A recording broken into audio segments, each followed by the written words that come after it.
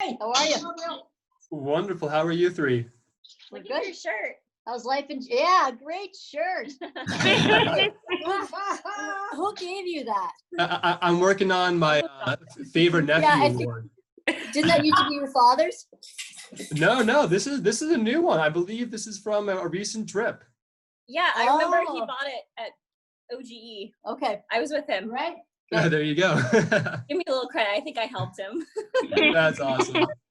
Well, welcome. Nice. We have Anna at my top right. I'm not sure where you are located, everybody. Then Mitch at my bottom left. And then Graham and Allie are the other two dual screen individuals. Oh, there we go. Oh, there we see people. Hi. Okay. Hi, how's it going? Nice to meet you. Hey. So I was just starting over here, and I wanted to start off with a kind of a 4-part intro. The first part being an acknowledgement, the second part being an observation, third part a question that I'll have you answer later, and the fourth part is a question that will be directed at my family here. So the acknowledgement is just simply that adoption being the theme for this conversation is a sensitive topic for a lot of people. I just wanted to take a moment to kind of put that out there and recognize that, and thank you all for taking the time to come and sit with us virtually and have a conversation where we kind of explore a variety of components within adoption and your personal experiences and kind of play through some ideas. So I think it's worthy of sharing that because Full Table Podcast, while it's new and our listener base is fairly small at this stage, it's a growing ambition of ours and little project, and these topics are really exciting for us to tackle. It's something that we initially started off with themes like running and beer and really conversations that everybody can connect with, right?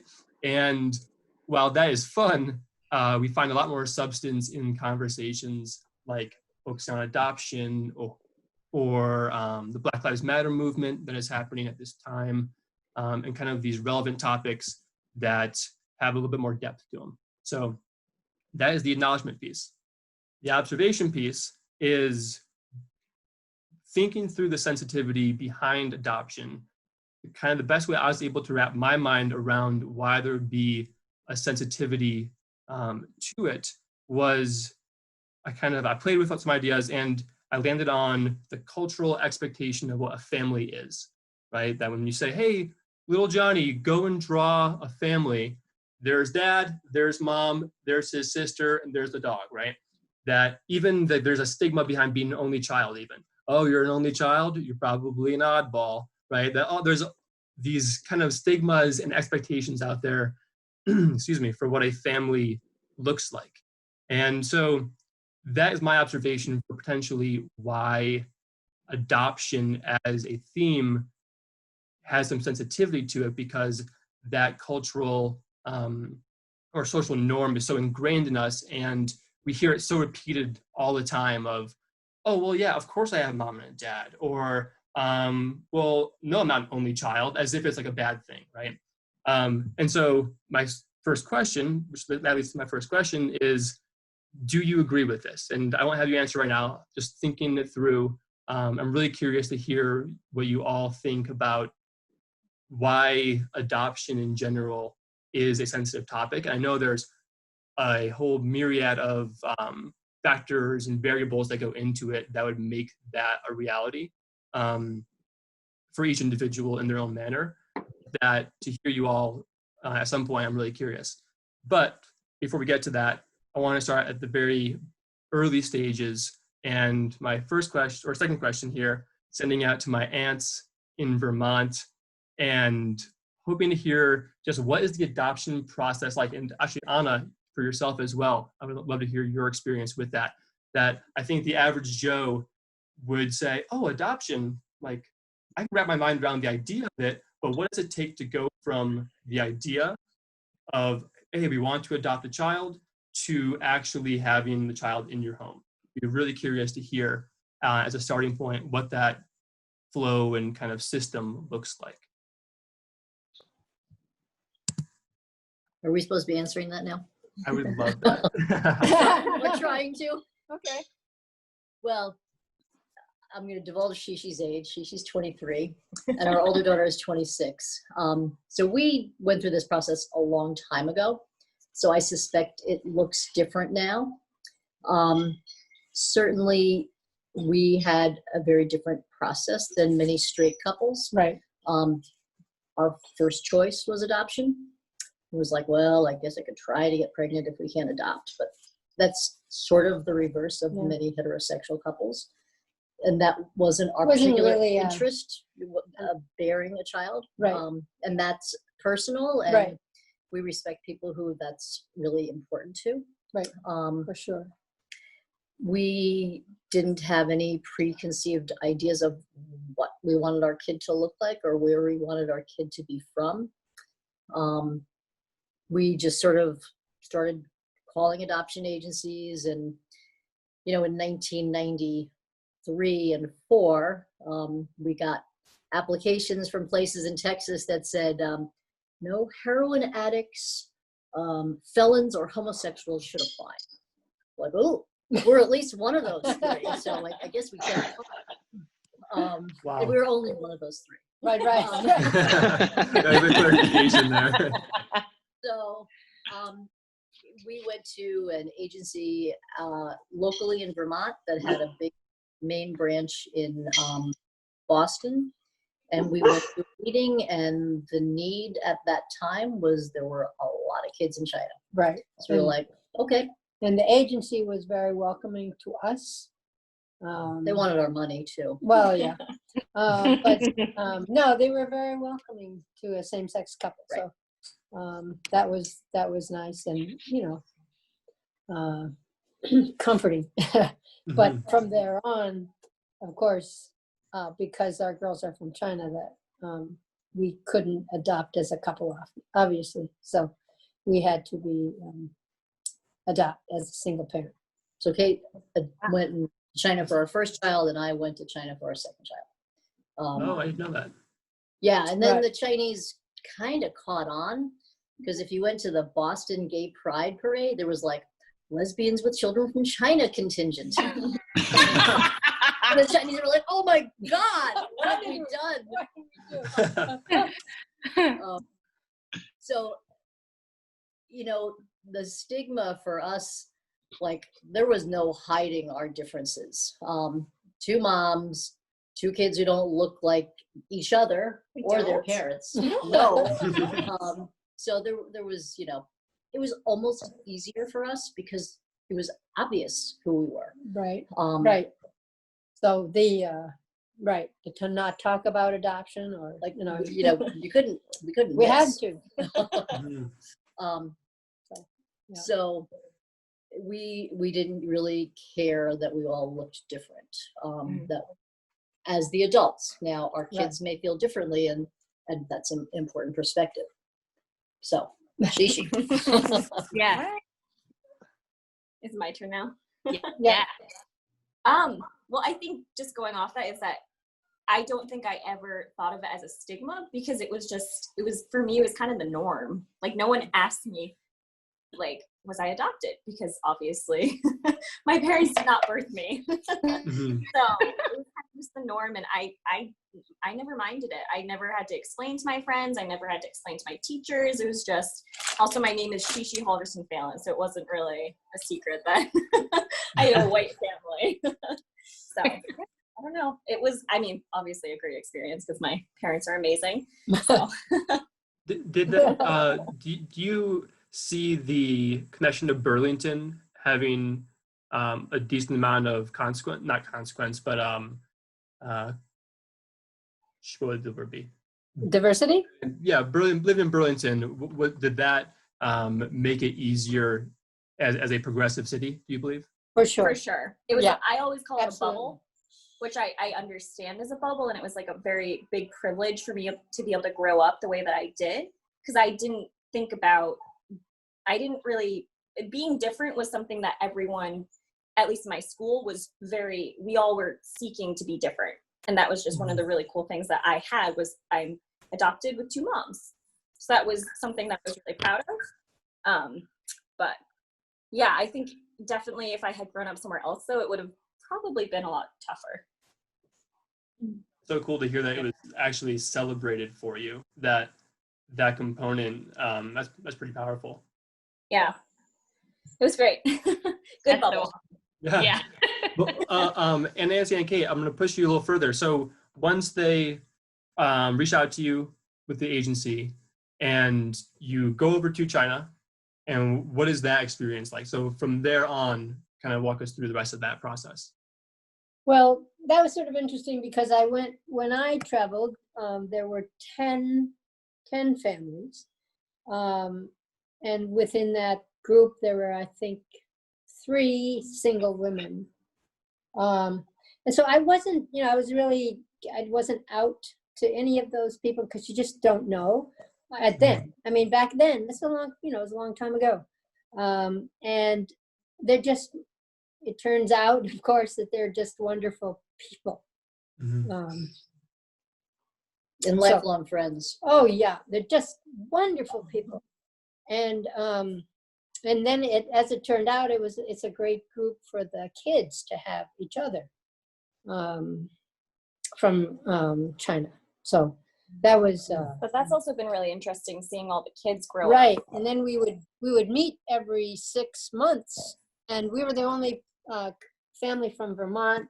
They were from Massachusetts and Connecticut and Maine, and so again, we were the only ones from Vermont. But we would all travel, and meet every 6 months. So, and then it got to be that people adopted another child. So then it was like, we'd go to Crazy. We'd go to a Chinese restaurant, and they're like, "What? Like 40 people?" Yeah.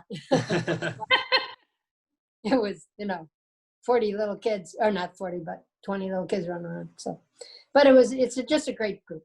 And now Great. the parents get together every year without the kids. Right. There you So go. although we missed last year, I don't know why, and obviously it's not happening this year. So back then, traveling to China, I was there for 15 days, I think. Yeah, with travel there and then staying and doing the adoption process and so forth. And then, traveling home, which was, I think, 30 hours door to door. But, in retrospect, I'm really glad that we were able to go to the country. Two full weeks there. I'm surprised that that's a solid amount of time. Right. I expected it to be shorter than that, but 2 weeks is a considerable period. Right, yeah. And we flew to, in my case, we flew to Beijing and then traveled to Hunan, Changsha, where Meng, our older daughter, is from, and then toured around there and got the child. Because when we were in Beijing, we were able to go to the Great Wall and do all of that. And then went to Changsha, and we were able to unite with the child. And that was really incredible, but also sort of, get a feeling for the city that she was from. And then down to southern China in Guangzhou to the consulate to finalize. So, you got a little taste of the country. How old was Chishi and your other daughter when you adopted them? Meng was 9 months. Chishi was 13 months. Right. Mhm. They had pretty different first Oh, year yeah. experiences. Meng was in an orphanage, probably in a crib with a couple of other kids, bundled the whole time. Right. So she was a couldn't- floppy baby. yeah, couldn't She sit up. Couldn't sit up at 9 months. Right. She had like a foster mom. She was in an adoption, but an orphanage, but it was a smaller one. And she had a very dedicated one-to-one caregiver. So she came home and was like walking over to her sister at 13 months, getting in her stuff. So But she was what very mobile. so incredible is that, kids are just infant, they're so resilient because, she's a phenomenal athlete now. Yep, she really Yeah. is. Chishi, Well, Chishi too, of Well, course. of course. it's just, it didn't take long for her to Bounce know. back. catch up. Cool. So, yeah, it was cool. Anna, do you mind chiming in on your experience? Sure. So my experience was totally different than that. I'm a foster mom. I've been a foster mom for about 8 years now, I think. I always lose count. I never know. So I received the son that I adopted, and he was 4 days old right from the hospital.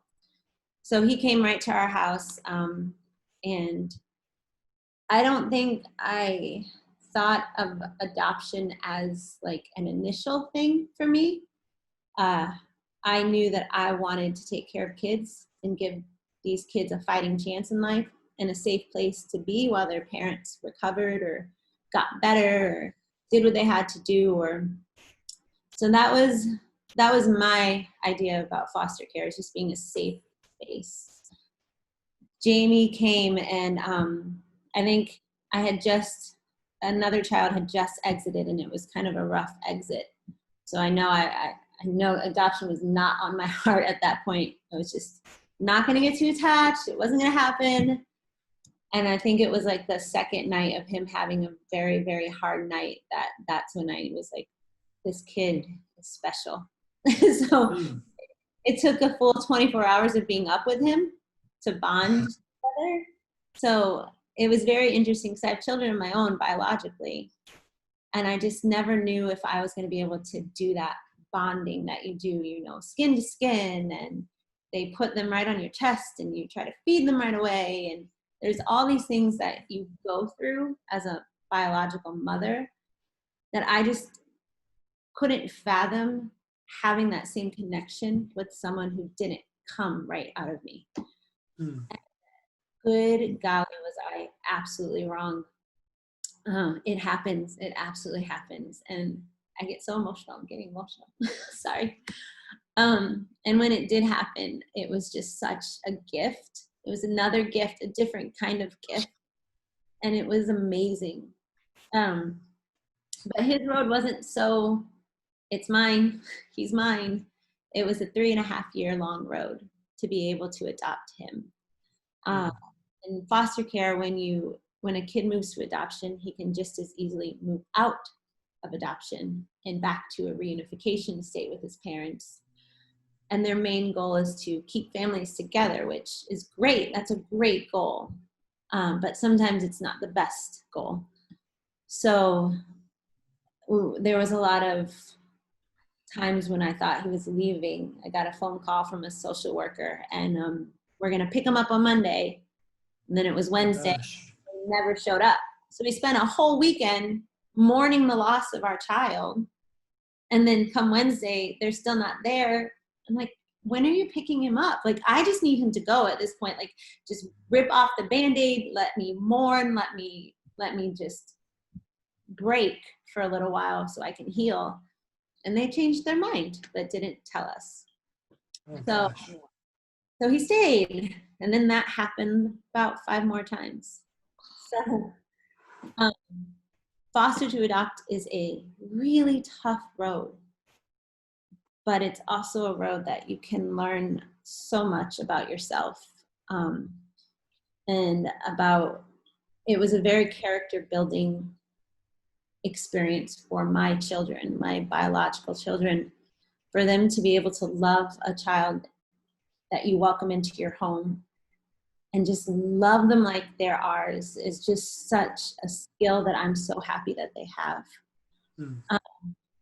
So we still foster. I have a baby right now who came to us a mess, and she's just amazing. And you talked about kids being resilient. This little girl had one of the roughest starts I've ever seen. Seizures and hospital stay as soon as she came to my house, and neglect. And she's thriving and doing so amazing. So for me, foster care was the goal, and adoption was the amazing blessing. And he was here. That was the little one that came. Yeah. Well, Jamie. So it was quite a road. It was awful, but it was something that I can say has so much reward in the end. That's wonderful. are your biological children all older or? Yeah, so my rule as a foster parent was I didn't want any kid older than my youngest. So when we started, my youngest was 3. So I had kids younger than that. We've since I had a teenager for a little while, and I've had like a kid that was the same age as my youngest. So yeah, that was the rule. I didn't want any older children coming in because you never know what you're going to get in foster care. Even with the young ones, you don't know what kind of issues that you have to work through with them. So I just didn't want it to be a strain on the other kids in the house. Hmm. Very interesting. Did you include them in that conversation? Was that something that, were they old enough to say, hey, Mom, I'm not sure I feel comfortable with foster care, or was that a family conversation? Oh, for sure. Yeah, absolutely. And I always wanted to do it, and I have no idea how I convinced my ex-husband to do this, because it just wasn't in his nature to do this kind of thing. It was definitely my thing, and by the grace of God, I don't know, we did it. So talked to the kids, and I had the conversation with them and what that would mean, and I was honest with them and told them why I wanted to do it. And the reason is I grew up really, really bad, and I had a really tough childhood, and I had all this love to give, and I really like being a mom. Like I really, really enjoy it. Like homemade food, all the whole like stay-at-home mom thing. I loved it. Yes. So I really wanted to be able to have a home for them and involve the kids in learning how to welcome these different walks of people into the home, because they're very sheltered. My kids are very sheltered, which was my goal. I did not want them to grow up the way I grew up. So they grew up very differently. So to bring in something outside that's different and didn't conform to their, I don't know, for lack of a better word, cookie cutter lives, I wanted them to know there's an other out there, and you need to know the real world. So that was part of my goal with that too, and they took to it so well.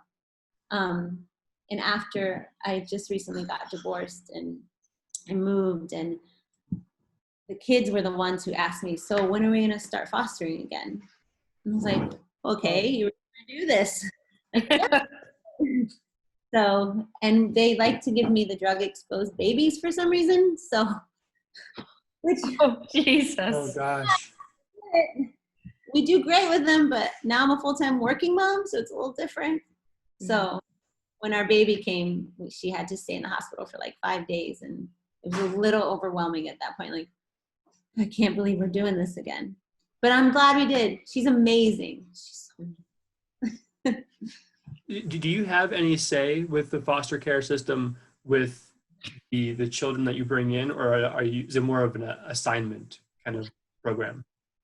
So it is an assignment. Like they just call you and say, hey, it's not really, I wouldn't call it an assignment. It's there's a need. Can you fulfill it?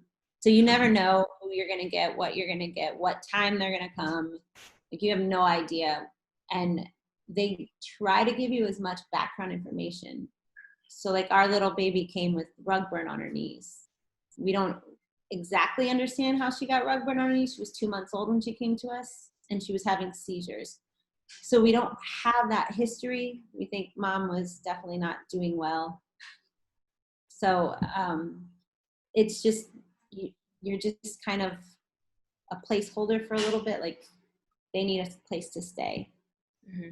You do have the option to say, hey, we've had them for a couple days. They're not a good fit for our family.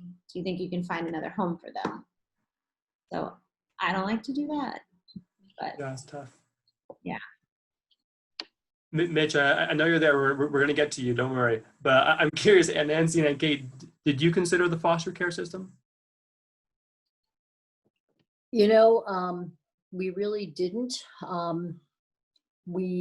I don't think we wanted to go through the heartbreak of having a kid that we couldn't keep, honestly. It was kind of a selfish way of looking at it.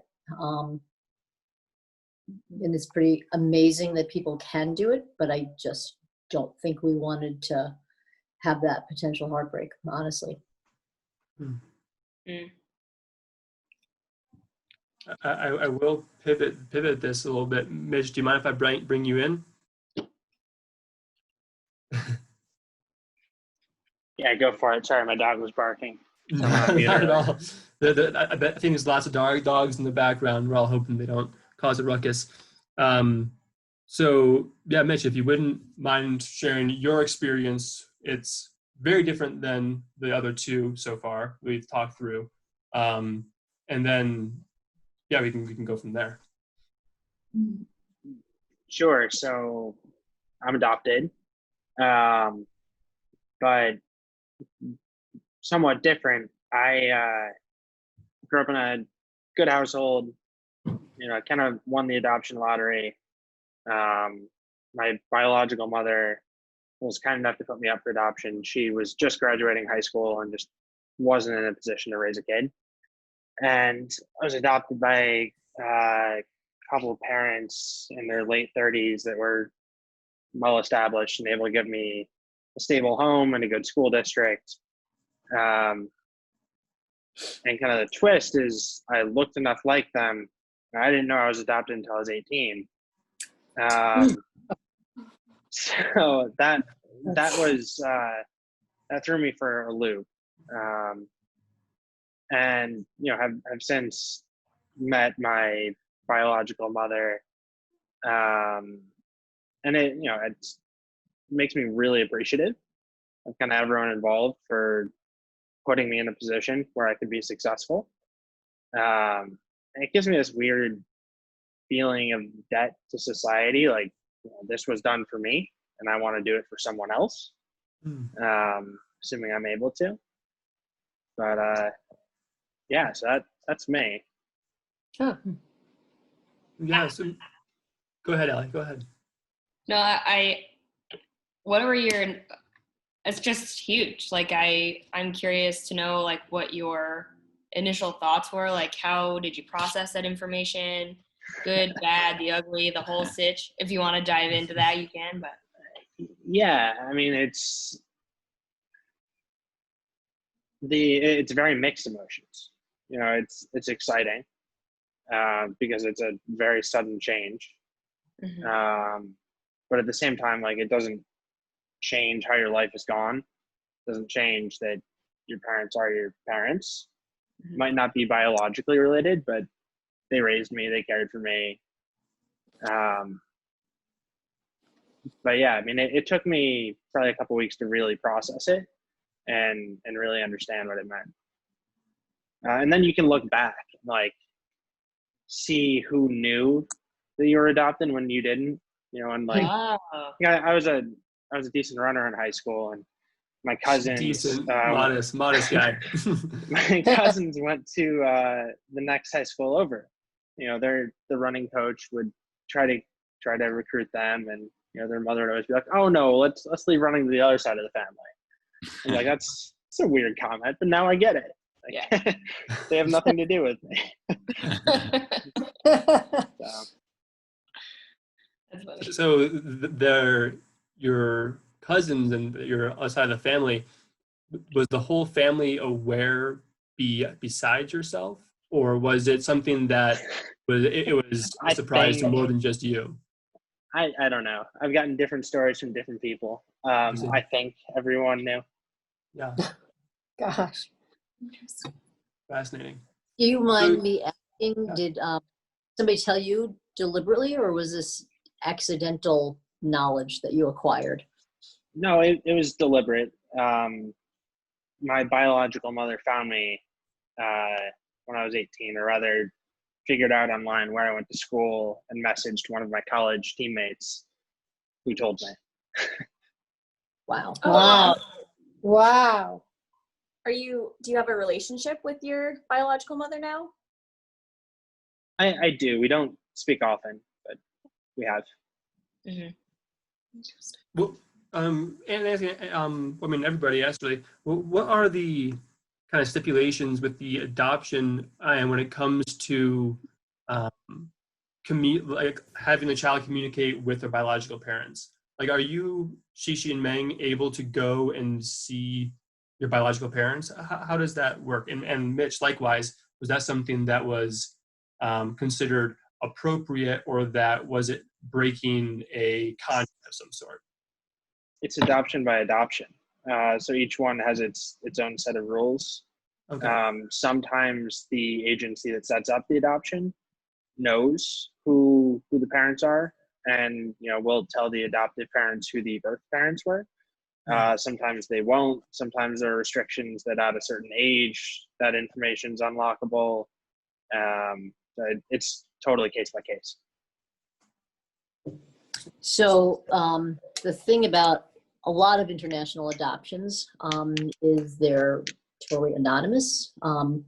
China had a one-child rule. So children, there was a very informal way of leaving your child someplace to be found. All girls, 99+% girls. Unless, Unless disabled. there was a boy with a They're- disability. right. It's a big cultural thing that's probably beyond this conversation. Cultural, political. So we don't have any information about Chishi or Meng's birth parents. Now, having said that, there are kids, young adults, who go back to China and with DNA searches have found birth parents. There's actually a movie that this young woman from Boston, I think, made. We saw a screening of it up here. Yeah. And she was going through a very disappointing and heartbreaking process of trying to find her birth parents. Sort of getting close, thinking she was close, and this was a really, really important thing to this young woman, and it was really tough on her. I think if our kids wanted to find their birth parents, that we would definitely help them. Oh, yeah. There's archives in China that I think we could leverage and perhaps go from there if it was ever an interest of theirs. Right. Chishi, is a thought you've had in the past, or no? I mean, Meg and I have talked about this before. She doesn't really care, honestly. And the way that we see it is that our parents and our family, that's our family, and I don't feel like I'm missing anything. And I'm very grateful, obviously, for my birth parents, whatever the circumstances was, that they put us up for adoption, because here we are. So I don't really need to. I don't feel like it's something that's missing from my life. Anna, given that you've had contact with many kids, do you find that those feelings are, I guess it's a little different because you're fostering children who potentially would go back to their parents, but I guess what's your perspective with the children you're fostering and with Jamie, and like how does your perspective play off of what's just recently been said? So what's interesting is I've never not told Jamie he was adopted because he had all these visits, but they did stop pretty early on. But we went to court. He was 3.5 years old, but he still makes comments about how much he loves my belly, because that's where I know. Fun day. So fun. But he loves my belly because it's soft and that's where I came from, he says. And I'm like, oh no, wait a minute. Oh. Number one, thanks, kid. Thanks a lot. Number two, I didn't realize I was going to have this adoption talk with him because it was just so out there. But I don't, for me, frankly, I am very, very confused as to what to do personally right now.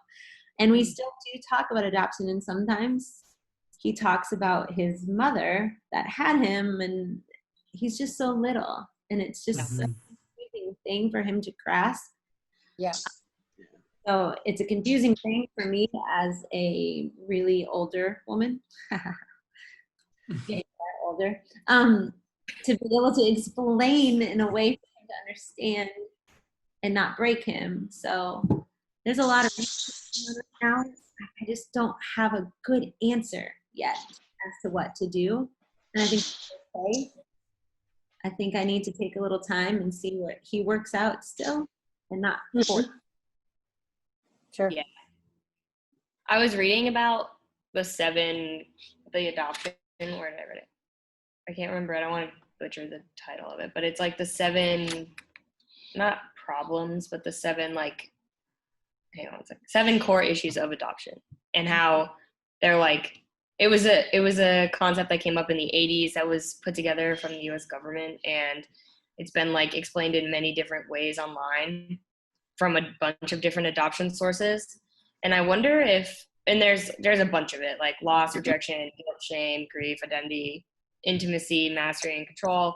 And I wonder if that is because Jamie is so young, if that's maybe the way that he's using or taking the feelings that he doesn't understand yet and putting it into something that he does. Yeah. But I don't know. That's just me like philosophizing. I have no idea, but I don't know. What do you think? Well, I think that for him, he has siblings that are my biologicals. So it's quite confusing for him, but in that sense. And with every kid that comes into my house, I make sure that they're able to bond. Like that's one of the most important things for a kid to learn in this early stages, to be able to bond. If they can bond when they leave my house. So that is something that is very important to me. So I bond so well to these children. I wear them constantly. Like I'm always carrying a baby on my chest and doing anything just to make sure that they know how to love and be loved. So I think that we did that so well with him. We all did, that he just doesn't understand yet. And he also does kind of look like us too. Yeah, he does. And I'm Mexican American, and my fiance is Guatemalan, and I have one son who's a very darker skinned child. So it's just, I think that he just gets lost in the mix. I'm talking with my hands. This is really. Is there an age that is considered like most appropriate for those conversations to be had? I don't know much about child development myself, but as you can imagine, a 25-year-old person. But that it's interesting that your kind of conundrum here, Anna, that at what age would it make sense to sit down and have that conversation, and that if you do it at too young of an age, it could be detrimental. If you do that to an old age, it could be detrimental. But there are risks kind of on all ends of that spectrum. But Mitch, from your side of things, do you wish you had known earlier? Is that something that you look back on and you're like, if I had known when I was in middle school or elementary school, it would have changed the dynamic for me? Or I don't think it would have changed anything. I wish I knew earlier because it's just something you should know. But I don't think it really changes anything. I have no idea when the right time is to tell a kid. Mm-hmm. Yeah. I've heard mixed reviews on that. So I have a friend who adopted her nephew, and she read a book that said something, you don't tell them till they're older and they can process this. If you tell them when they're young, they just don't get it and they don't understand, and it can be very harmful. But then there's another study that says tell them as soon as you can, so they'd ever think you're hiding anything from them. So I think that's why I'm so in this like middle spot of what do I do now? But like I said, we don't hide it. We talk about it all the time with him still. So I was going to say that feels like the middle space almost, is that if you make it a normalized conversation, that the idea of adoption won't make sense to him until a certain point. And, oh, mom's been talking about this for my entire life. Now I actually get what it means. But yeah, that's a level of persistence needed there. Anna, I have a question. You were talking about how when you had moved, your biological children were asking like, oh, when are we going to start fostering again? Have you noticed an impact that your role in the foster system has played in like the way your kids interact with other people outside of like your immediate family? Oh yeah, absolutely. If you've ever met kids, they are the most welcoming, quirky, just you meet them and you're comfortable. That they can have conversations about most anything, from the 16-year-olds to the 5-year-old. So yeah, I mean, I think it's impacted them in a way that they know how to welcome people, and they know how to open their home for people and open up their lives to be able to share things with people. It's made them generous and less entitled. And that was my goal. I don't want entitled children. I don't want raising these entitled people who think they're owed the world.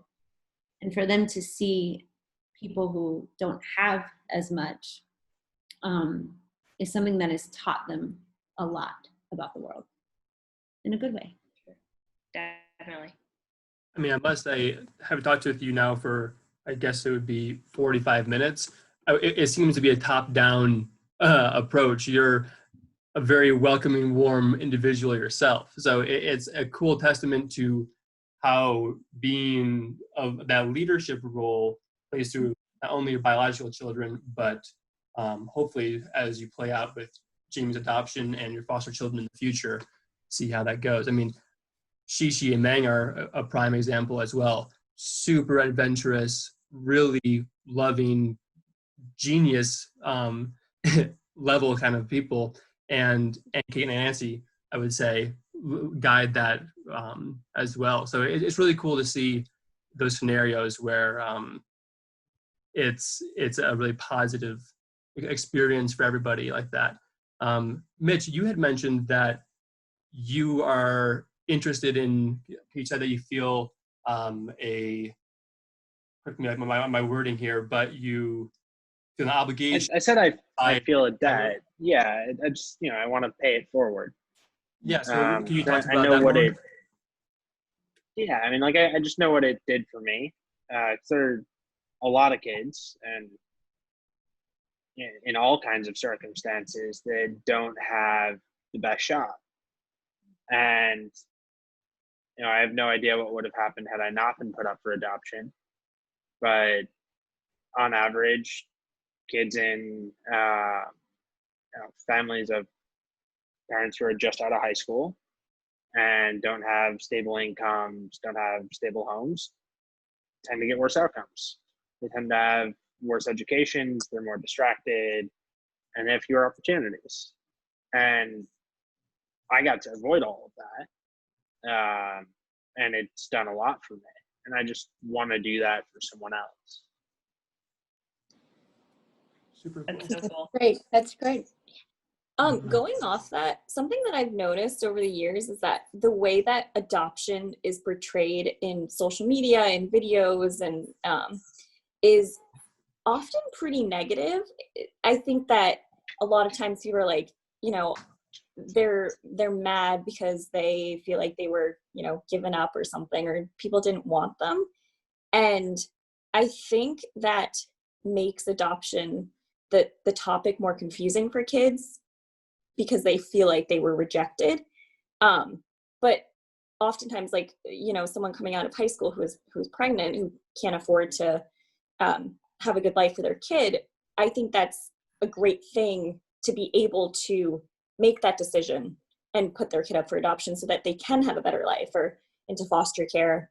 So I think that kind of needs to change. That's just my personal thought, but I don't know. Sometimes I think that makes it harder on people who are adopted because they think that the reason they were is because they weren't wanted or something. But I don't think that's always the case. I think it's just sometimes they physically can't take care of the person. What do you think drives that that public perception of adoption, as looking at it as like almost a selfish choice rather than looking at it from the selfless perspective of saying, like, I'm willing to do this very drastic thing for the betterment of my child, like being able to honestly look at your own life circumstances and say, because in a way, like, that's really a selfless decision to make in some circumstances, to say that, like, I need to be honest about my own life circumstances to say that this person is better off being raised by someone else. So I wonder, what do you think drives that sort of public perception of adoption? And That's a good question. I really have no idea. I don't know. And I think there's a knee-jerk reaction that, you know, anyone who gets pregnant out of wedlock or at a young age is irresponsible. And therefore, any decision they take surrounding that is an irresponsible one. And that's a silly idea. Whether or not you agree with someone getting pregnant at a young age, you should judge their decision to put a kid up for adoption or not separately. Exactly. Yeah. yeah, I think that's a perfect answer. Right. Definitely. I had another question, Chishi, and this is a little bit on a different topic, but I know you had mentioned there's a big group of people where you live doing international adoptions. And if you're willing to talk about it, I just thought I was really curious how your cultural heritage to China, like how does that play a role being raised by people with a totally different background than you? I'm definitely very Americanized. Mm-hmm. We did, my mom's took us to, what was it, Chinese Chinese school when we were younger, but Yeah. I have to say my sister and I were not very into it. And I don't think it was that it was Chinese. I think it was that like we were 5 and 3 or 5 and something, 7, yeah. something like that. And we were going every Friday night to try and be in school and learn a new language. Like that was not what we wanted to be doing at that age. I definitely regret it now. I think it would be really cool to be able to learn more about, learn the language and stuff like that. But yeah, we're definitely Americanized, but I think that's partially my sister and my choice. I can definitely, growing up, I used to go to Hebrew school on like the nights and weekends, and I totally agree. Like this community was cool, but like they should have. Yeah, I didn't want to spend my weekend mornings like trying to learn Hebrew. Exactly. And honestly, the parents on Friday night at 5:30 after a week of work want to were do like, that if they don't know, so that's okay. But if we wanted to, you would. Yeah, we would. That's the thing. Yeah. I think that's the biggest thing that parents need to be able to do if they're adopting from a different country, is that they need to be like listening to their children and how they want to go about learning about their culture and exposing them as much as they can, which my parents did. Yeah, So, just to leave the doors open. yeah, exactly. Yeah. Do you know if adoption is are the stats rising with adoptions? Are the number of cases decreasing with time? Has it become something? It's one of those things. I don't know enough about that background. I'm curious if anybody here does when it comes to if adoptions have increased in recent years or vice versa.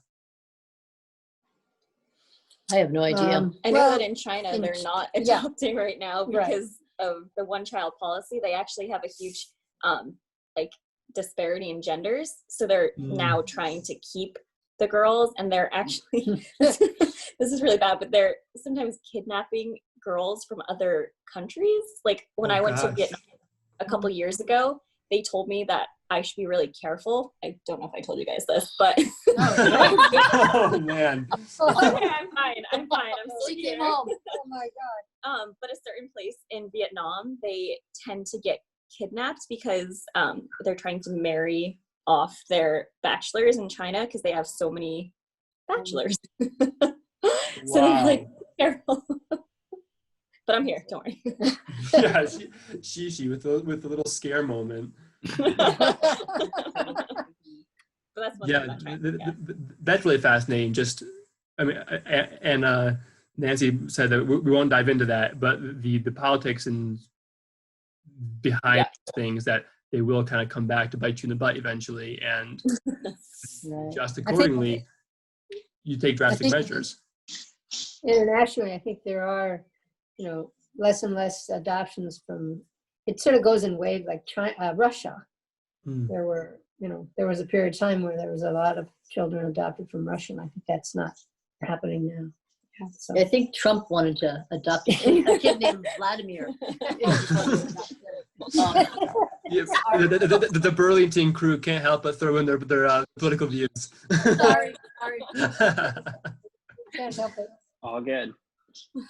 Are there any remaining thoughts? I do try to keep the evenings to an hour or hour and a half-ish to let people go about their nights as well. But we'd love to hear if anybody has any closing thoughts and anything to share. I would like just to touch on something one of your aunts said, that they may not to go through the foster care, like maybe selfishly. And I just totally disagree with that statement.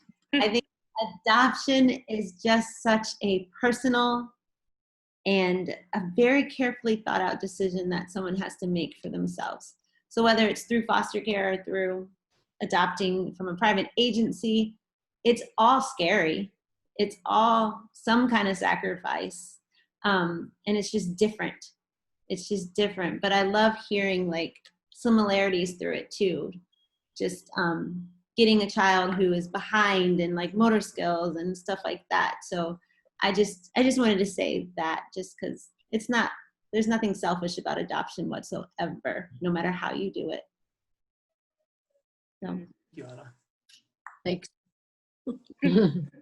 Mitch, the ants, Chishi. It was fun. It was really Yeah, fun. this was very great. Thank interesting. you. Very Right. interesting perspectives. Yeah. Interesting, different Yeah. experiences. Right. Yeah, Thank you. thank you all for I joining. Go ahead, Mitch. was just going to say, I encourage anyone who's considering adoption to really dig in and understand the process. And I live in New York City, where everyone gets married late and tries to have kids late, which then means I have a lot of friends that have trouble having kids. And I always try to push them towards adoption because I know what it's done for me. And if anyone's listening, take a look.